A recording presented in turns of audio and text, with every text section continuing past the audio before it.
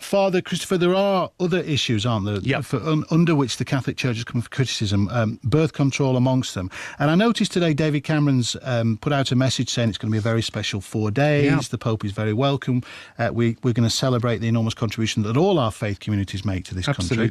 But he also says we need to work together on fighting disease. Do you think that's a veiled reference to the Church's stance on birth control and the use of condoms? No, I think it's the exact reverse, because throughout the world, the Catholic Church is the second largest network of healthcare and education care in the world, behind the United Nations. He knows, as many British ambassadors on the ground will have told him, and as the Foreign Office knows, the Catholic Church is the most effective development agency on the ground in many poor countries where governments are often in great difficulty and sometimes in corruption. And the Catholic Church is often the one agency that the British government can trust to work with. I've seen that with my own eyes. But when condoms have been proven to help stop the spread of HIV/AIDS, how can you also say that about all the good work the Church has done to combat medical issues, and then on the other hand say, well, the Church doesn't want people to use condoms and therefore help stop the spread of AIDS? I think it's a very good example of where we have to have a broad spread of opinions, because when the Pope made a comment about condoms on his flight... That opinion is completely contradictory. No, they're not. They're certainly not. And this is the point. When the Pope made his comment about condoms on the flight to Africa, when he visited Africa, there was uproar in the press. But 2 weeks later, a Yale professor, Edward Green, who's an expert in this area, published an article called "The Pope is Right." And what he meant by that was simply this: if you have a policy which only depends on condoms, you do not stop the spread of HIV. You need a policy which commends abstinence as part of it. And that's an example of where the Church has a part to play.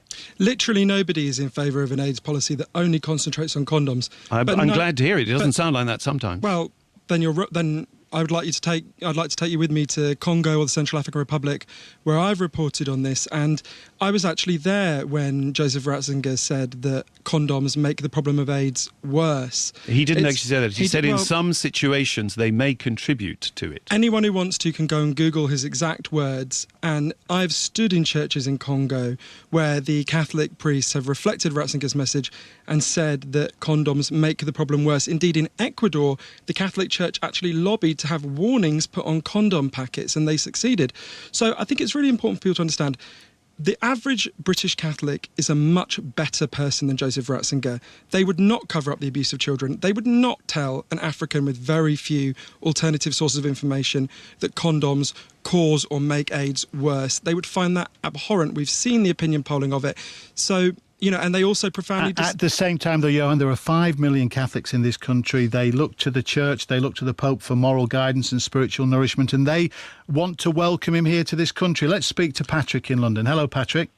Good evening, Tony. Hi, Patrick. I believe you're going to see the Pope over the next 4 days. Yes, I'm going to see them, being a Catholic, and I want to say hello to the man. And what do you make of the reception he's likely to get in this country, Patrick?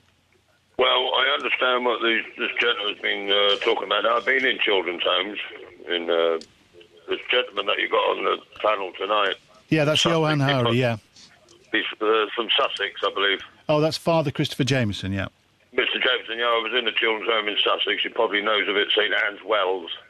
Well, okay, all right, Patrick. But listen, down road. Yeah, but you're off to see the Pope, and you're glad he's coming to this country. Him. And as for all these abusive allegations over the years, but this has gone on for decades. This is not yesteryear. This is decades and decades. This is all in-house. This is all whatever's gone on in convents and so forth. It's all in-house. It's cover-up. Now, what you're supposed to do? You're supposed to go out and make a phone call to the Pope and say, look, I'm getting abused. But hang on, Patrick, because I'm getting mixed messages here. You've got views on the child abuse that has taken place within the Catholic Church, but at the same time, you're going to welcome the Pope. Up with in-house, wherever it may be. Where I live now, there's a Catholic home there. There's been abuse over the years. Well, okay, Patrick. Please, I must say, I don't want to go into specifics on this because I've no way. I'm not mentioning no names. I'm just saying it's all in-house. So how is a Pope supposed to deal with these matters when it's not being put forward to him? Tony, can I answer within house, for God's sake? Tony, all right, Tony, okay, can I answer that go on, point? Johann, briefly. in fact, Joseph Ratzinger was in charge. He's a famous micromanager, and these cases were in fact referred to him for over 25 years. We've got his statements written down, what he said. For example, in one particular case, he wrote back and said he wasn't going to investigate the charges of abuse because he had to think of the good of the universal church. Now, Patrick, it's you of all people, it's Catholics who should be most angry about this. This is a man who said that the abuse of your children was an issue that he had to ignore for the good of the universal church. He chose to stand with the child rapist, not with the raped child. Now, I'm an atheist. It's not my kids who were abused by this man. It's your fellow religionists who were abused by this man. And I think you, of all people, should be angry. And I actually think it's a betrayal to go and fawn over him and applaud him. And I think... I think, Johann, though... Well, sorry, Father Christopher, do you want to answer that? Yeah, yourself? absolutely. Okay, I mean, I'm sorry, but Johann does continue to caricature this opinion, and every time you challenge it, he gets very angry about it. But the fact is that in 2001, he first became in charge of the situation, and he asked that all files concerning child abuse should come to him in Rome when he was Cardinal Ratzinger to ensure that the local authorities were handling it properly. And that was the year when it started to improve. I utterly reject the suggestion that he was personally responsible for this. Now, Johann doesn't accept it. We just have a difference of opinion. I think, along with a lot of people, that he was the beginning of the solution to this terrible problem. Other people think that he was implicated in it. I simply disagree. Father All Jameson. I'd say is that two very important people, Mark Dowd, who made a fantastic BBC documentary that was broadcast earlier this evening, is an openly gay Catholic who's very upset about child abuse, and he came to the conclusion that actually the Pope was part of this solution. Okay, yeah, I'm sorry. We're going to carry on with this debate up until 11 o'clock, but I just want to move on from child abuse because that has been the focus for the first 15, 20 minutes, and there are a lot of other issues as well about the papal visit. David's on the line from Bristol. Hello, David. Hi. Hi. Will you be going to see the Pope? Will I be going to see him? Yeah. No, not at all. I think that child abuse is very important. Jesus said, by their fruit shall you know them. So we get some idea of what sort of organisation he represents from this kind of thing and that it's gone on for so long. But I think in asking should we embrace him on his visit, we should step back in the way to something bigger and more important.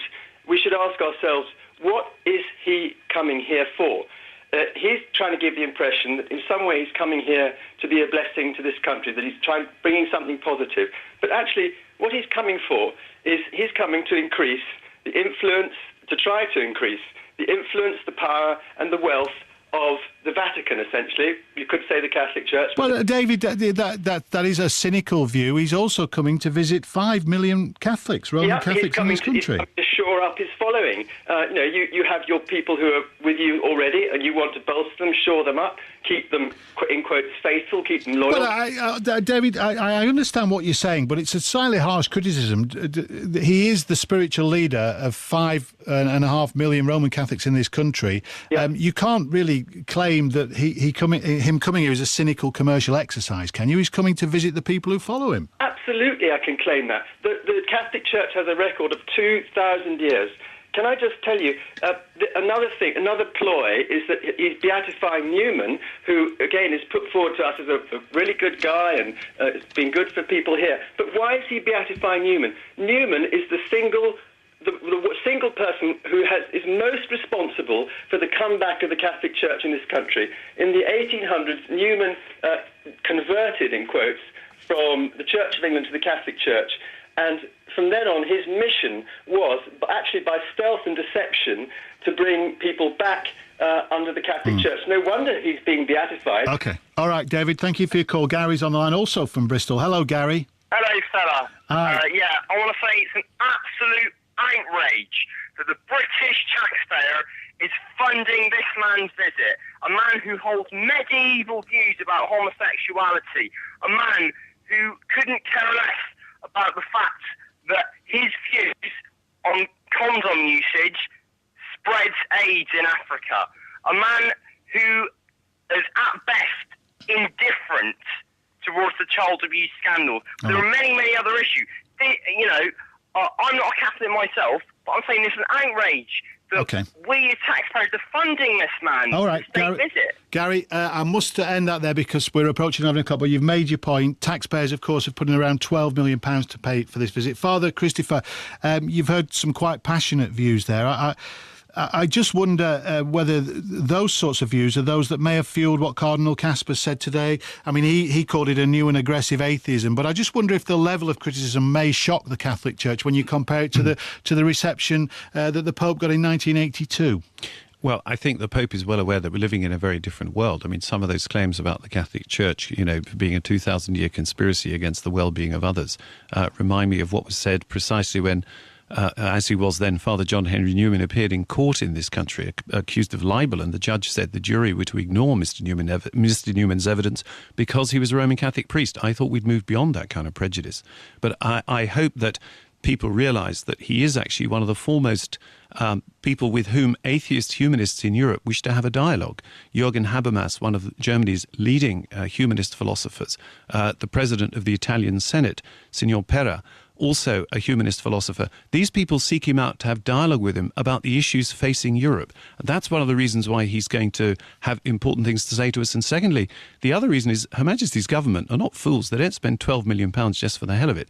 They know that if they're to achieve certain goals around the world, in which they're trying to maximise the taxpayers' money, which is now going to international development, they want the Pope to help them with that around the world through the Church. All right, Father Christopher, thank you very much. Johann, you've got about 15 seconds. Does your protest end here with a letter to the Guardian? No, you're entitled to your own opinion, but you're not entitled to your own facts. I urge everyone to go and look up what Joseph Ratzinger wrote and the explicit documents in which he covers up the serial abuse of children. Johann Hari, thank you very much. Columnist for The Independent. Father Christopher Jameson, lots of calls and texts coming in on that subject. I knew it would be lively.